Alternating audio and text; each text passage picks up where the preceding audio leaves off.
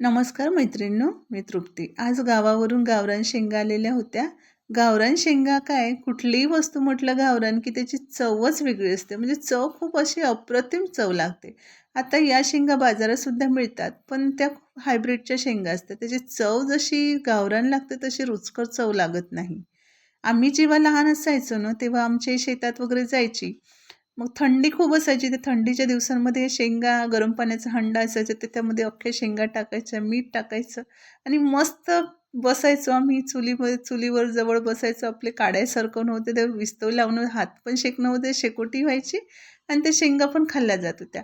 म्हणजे खूप छान वाटायचं ते. म्हणजे ते दिवस नाही राहिले, पण त्या आठवणी मात्र नक्कीच राहिल्या.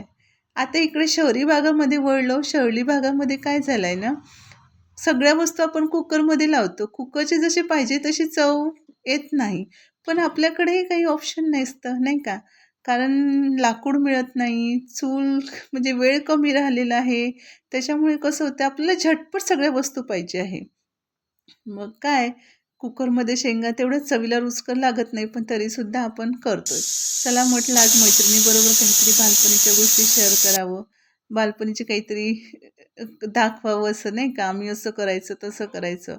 मग काय शेंगा वगैरे उकडल्या, मस्त मीठ टाकून शेंगा केल्या आणि छान त्या शेंगा मस्त सगळ्यांनी खाल्ल्या. मुलांना, माझ्या मुलाला फार आवडल्या.